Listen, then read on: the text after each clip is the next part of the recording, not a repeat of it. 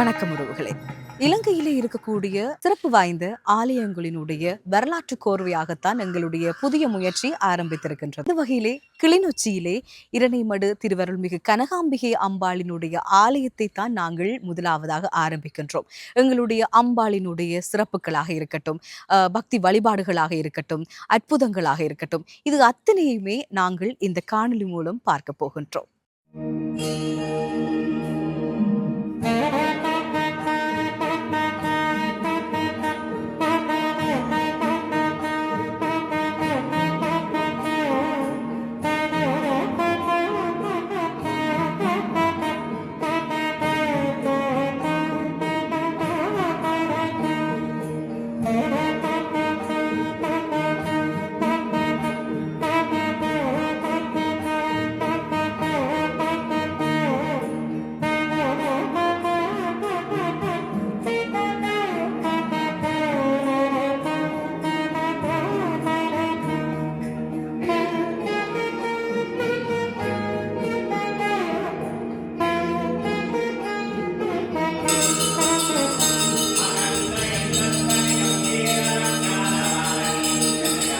ஐம்பதுகளின் மத்தியிலே கிளிநொச்சியில் யோகர் சுவாமிகள் ஐயா அவர்களுடைய வழிகாட்டுதல்களினாலும் அவர்களுடைய வேண்டுகோளிற்கு இணங்கவுமே 1957 ஆண்டு இரணைமடு குளத்தினுடைய இடது கரையிலே ஒரு வேப்ப மரத்தின் கீழே சிறு குடிசையாக ஆரம்பிக்கப்பட்டதுதான் திருவருள்மிகு கனகாம்பிகை அம்பாளினுடைய ஆலயம்.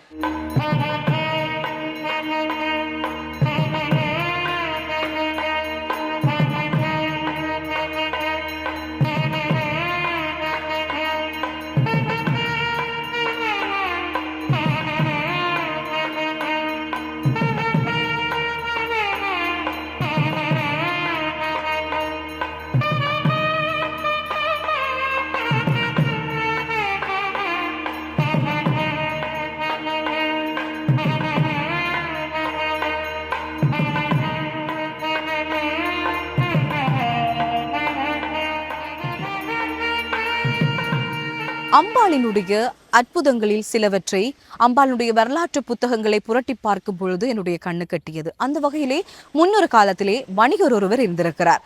அவர் தெய்வ நம்பிக்கை அவ்வளவாக அவருக்கு இல்லாத போதிலும் அவர் கிட்டத்தட்ட 10 ஏக்கருக்கு மேலான வயல் நிலங்களை வைத்து அவர் விவசாயம் செய்து வந்திருக்கிறார். ஒரு கால பகுதியிலே அவருடைய வயல் நிலங்கள் மழை பற்றாக்குறையினால் வறண்ட ஒரு சூழ்நிலை காணப்பட்டிருக்கிறது. அந்த தருணத்திலே அவர் இரணைமடு திருவருள்மிகு கனகாம்பிகை அம்பாளை மனதிலே நினைத்து, என்னுடைய வயல் நிலங்களை நீ காப்பாற்றித்த அம்பாளே, உனக்காக நான் 10,000 ரூபாய் தருகிறேன் என்று சொல்லி ஒரு நேர்த்தி வைத்திருக்கிறார். மறுநாள் காலையில் அவருடைய வயல் நிலத்தை அண்மித்த பகுதிகளிலே மழை கொட்டென்று கொட்டியிருக்கிறது. அது மாத்திரமல்லாமல் அந்த முறை அவருக்கான விளைச்சல் அமோகமாகவே இருந்திருக்கிறது. அவர் அதோடு தான் கூறியது போல அந்த 10,000 ரூபாவை மாத்திரம் கனகாம்பிகை அம்பாளுக்கு வழங்கவில்லையா, அவர் அதோடு சேர்த்து தங்க ஆபரணம் ஒன்றையும் அவர் பரிசளித்திருக்கிறார். இவ்வாறான அற்புதத்தை கூட எங்களுடைய கனகாம்பிகை அம்பாள் தான் செய்திருக்கின்றார். அம்பாளினுடைய அற்புதங்களில் இன்னொன்றாக, ஒரு மனிதன் தன்னுடைய வாழ்நாளிலே தந்தை பாக்கியம் அடைய முடியவில்லை என்ற அழுகுரலோடு அம்பாளினுடைய ஆலயம் தாண்டி பயணித்துக் கொண்டிருந்திருக்கிறார். அந்த வழியிலே அம்பாளினுடைய ஆலயத்தை பார்த்துவிட்டு, அம்பாளே, எனக்கென்று ஒரு மகளை, ஒரு பெண் குழந்தையை நீ கொடுத்தாய் என்றால் உன்னுடைய பெயரையே நான் அந்த பெண் குழந்தைக்கு வைப்பேன் என்று சொல்லி ஒரு நேர்த்தி வைத்திருக்கிறார். சிறிது காலங்கள் கழித்து அவருக்கு ஒரு பெண் குழந்தை பிறந்திருக்கிறது. அந்த பெண் குழந்தையோடு அவரும் அவருடைய மனைவியும் ஆலயத்திற்கு வருகை தந்து அந்த பெண் குழந்தைக்கு அபிராமி என்றும் பெயர் சூட்டி இந்த ஆலயத்திலே நேர்த்திக்கடனை முடித்திருக்கிறார். இவ்வாறு அம்பாளினுடைய அற்புதங்கள் எக்கச்சக்கமாக இருக்கின்றன.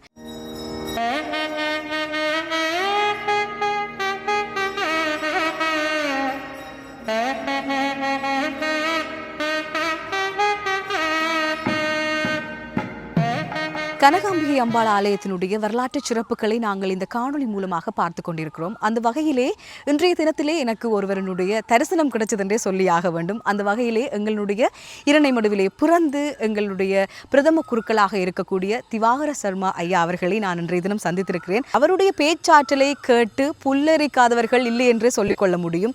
அந்த அளவுக்கு பேசும் திறன் கொண்ட எங்களுடைய ஐயா அவர்கள் இன்றைய தினத்திலே இந்த ஆலயத்திலே நிற்கின்றார். அப்போ அவருடைய உரையையும் நாங்கள் இந்த வீடியோவிலே பார்க்கக்கூடிய மாதிரி இருக்கும். வணக்கம் ஐயா. வணக்கம். வணக்கம். இன்றைய தினத்தில் இந்த ஆலயத்தில் உங்களை பார்க்க கிடைச்சது எனக்கு சரியான சந்தோஷம். அது மட்டும் இல்லாமல் எங்களுடைய கனகாம்பிகை அம்பாளுக்கு உலகளாவிய ரீதியிலே பக்த அடியார்கள் நிறைய பேர் இருக்கிறார். அப்போ அவர்கள் எல்லாருமே இந்த வீடியோவை பார்க்கணும்னு நானும் ஆசைப்படுறேன். அந்த பக்தர்களுக்காக உங்களுடைய ஒரு சிறு உரையை தருமாறு நான் அன்பாக கேட்டுக்கொள்கிறேன். அனைவருக்கும் வணக்கம்.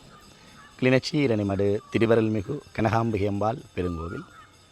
அன்னை கனகாம்பிகை அம்பாளுடைய பெருங்கோவில் சன்னிதானம் என்பது மட்டுமல்ல, இயற்கையும் அழகும் இரணிமடு முன் வாவியும் அம்பாளுடைய முத்தேரும் இந்த இடத்தை ஒரு மிகச்சிறப்பான ஒரு இடமாக அலங்காரமாக இருக்கின்றது.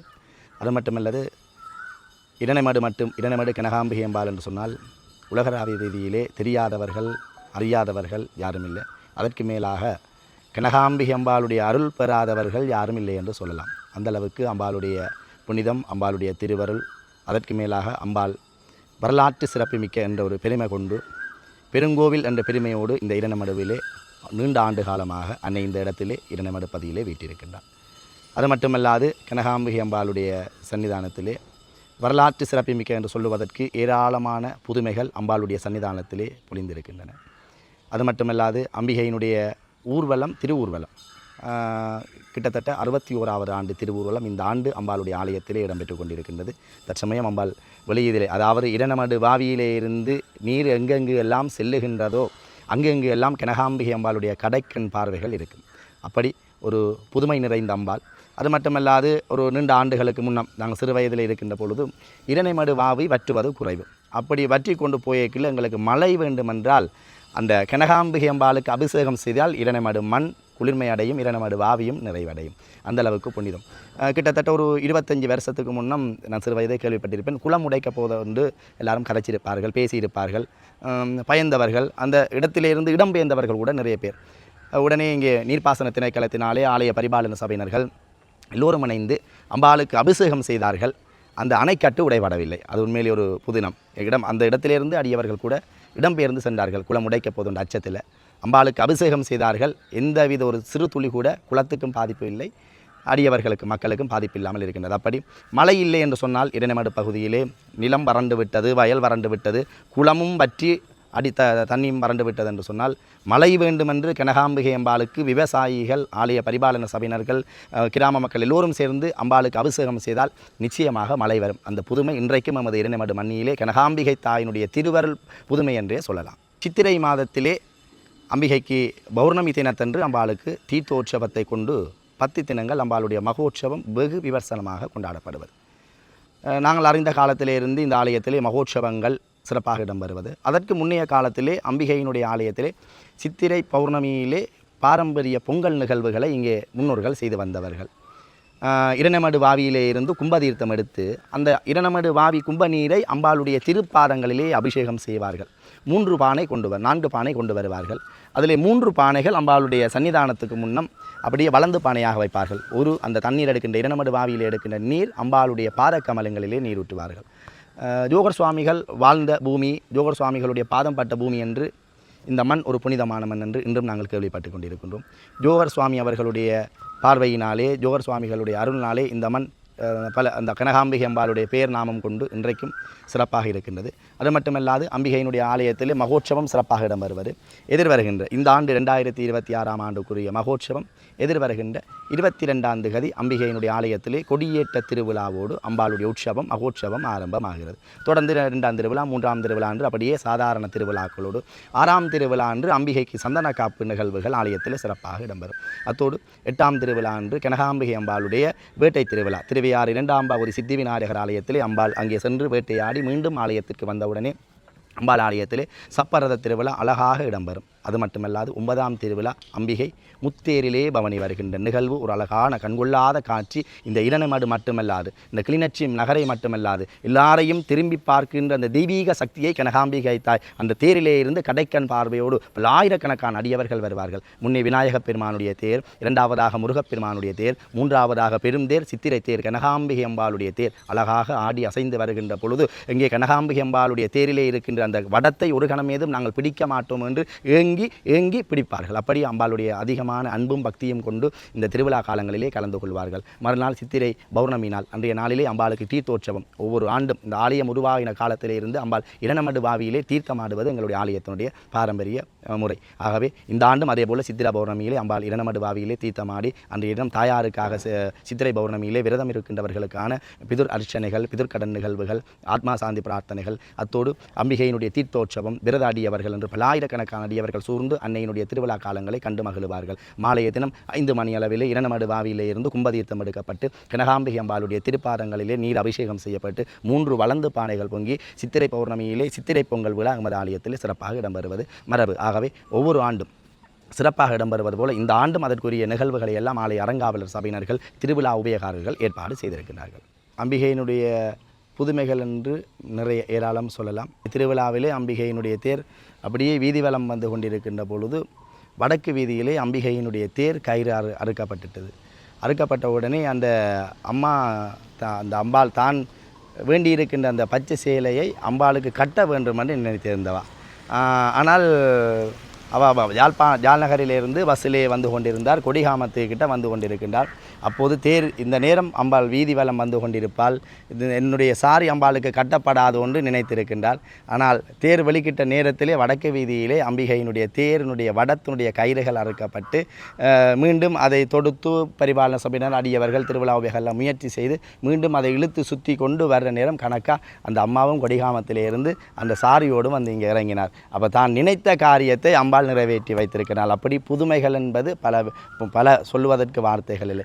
அப்படி இருக்கின்ற பொழுது அம்பாளுடைய ஆலயத்திலே நிறைவான சக்திகளை பெறுகின்றவர்கள், புதுமைகளை பெறுகின்றவர்கள், அம்பாளுடைய அருளை பெறுகின்றவர்கள் என்று ஏராளமான அடியவர்கள். ஆகவே இரணமடுமண் நாங்கள் பிறந்து வளர்ந்த மண்ணிலே கனகாம்பி அம்பாளுக்கு இந்த உற்சவங்களை, மகோற்சவங்களை அடியவர்களோடு, உபயகாரர்களோடு, ஆலய அறங்காவலர் சபையினரோடு, திருப்பணி சபையினரோடு இணைந்து செய்வது எங்களுக்கு எப்போதும் மகிழ்ச்சியை தரும். ஆகவே அம்பாளுடைய சன்னிதானத்திலே வழிபாடு செய்கின்றவர்கள் அத்தனை அடியவர்களுக்கும் வேண்டுகின்றவர்கள், நினைக்கின்றவர்கள், நினைத்து கொண்டிருக்கின்றவர்கள், புலம்பெயர் தேசங்களிலிருந்து அம்பாளுக்காக ஆலயம் கட்டப்படுவதற்காக திருப்பணிகளை வாரி வழங்கியவர்கள் என்று அம்பாளுடைய அடியவர்கள் ஏராளமான பேர் இருக்கின்றார்கள். ஆகவே எல்லாருக்கும் எல்லாம் வல்ல கனகாம்பிகை அம்பாளுடைய நிறைந்த திருவருள் கடாட்சம் என்றென்றும் நிறைவாக கிடைக்க அம்பாள் திருவடிகளை வேண்டி பிரார்த்திக்கின்றேன். நன்றி.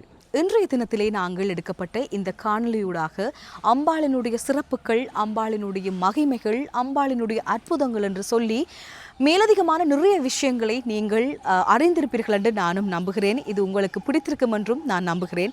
இந்த வகையிலே இதுபோல உங்களுடைய கிராமங்களிலும் உங்களுடைய ஊர்களிலுமே இருக்கக்கூடிய வரலாற்று சிறப்புமிக்க ஆலயங்களாக இருக்கட்டும், உங்களுடைய குலதெய்வ ஆலயங்களாக இருக்கட்டும், அவற்றினுடைய வரலாறுகளையும் நீங்கள் பறைசாற்ற வேண்டும் என்று இதே போல ஒரு காணொலி வடிவில் வடிவமைக்க வேண்டும் என்று சொல்லி ஆசை கொள்கின்றீர்களா? அப்படி என்று சொன்னால் திரையிலே தெரிகிற இலக்கத்தினூடாக தொடர்பு கொண்டு உங்களுடைய ஆலயத்தினுடைய வரலாற்றுகளையும் உலகளாவிய ரீதியிலே பறைசாற்றிக் கொள்ளுங்கள். இன்றைய தினத்திலே இந்த கனகாம்பிகை அம்பாளினுடைய அருட்கடாட்சம் எனக்கும் கிடைக்க வேண்டும், அதே போல இந்த காணொலியை பார்த்த உங்களுக்கும் உங்களுடைய குடும்பத்தாருக்கும் கிடைக்க வேண்டும் என்று சொல்லி மனதார நான் வாழ்த்துக்களை சொல்லிக் கொள்கின்றேன். இதுபோல மற்றொரு ஆலயத்தினுடைய ஆவணப்படுத்தல் காணொலியில் உங்களை சந்திக்கும் வரையில் உங்களிடமிருந்து விடைபெற்று செல்லும் நான் என்றும் உங்கள் அன்பின் விஜே நிந்து. நன்றி, வணக்கம்.